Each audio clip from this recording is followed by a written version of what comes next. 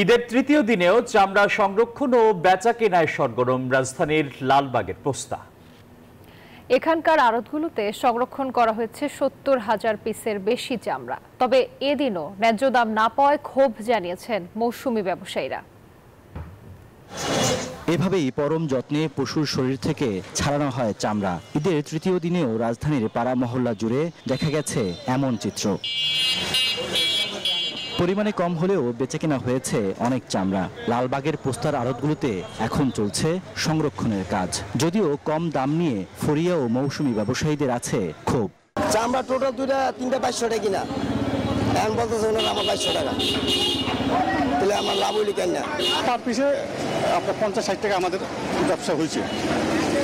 আজকে যেমন মাল কিনছি, একটা মাল কিনছি, একটা মাল কিনে আমার প্রায় 700 টাকা ব্যবসা হয়েছে। ভালো চামড়াটা এক্সপোর্ট হয়, কিন্তু এক্সপোর্ট চামড়াটা তো আমরা এক্সপোর্ট ভালো জায়গায় করতে পারতেছি না। একমাত্র আমরা চায়নার উপরে নির্ভরশীল, ইউরোপিয়ান পার্টিকে আমরা ইনভাইট করতে পারি না।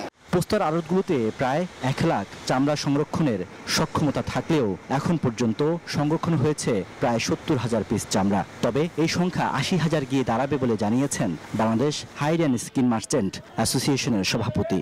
আগে তো আমরা এখানে 200-এর উপরে গোডাউন ছিল এবং অনেক ব্যবসায়িক ছিল, কিন্তু এখন গোডাউনের সংখ্যা কম হওয়াতে অনেক ব্যবসায়ী চলে গেছে হেমায়তপুর, আর কিছু সংখ্যক আছে তারপরও 50-এর উপরেই হবে আড়ত আছে এখানে। আর এখানে সংরক্ষণ চামড়া হয়েছে 60 থেকে 70,000 হবে, এর বেশি আমরা জায়গার জন্য করতে পারতেছি না।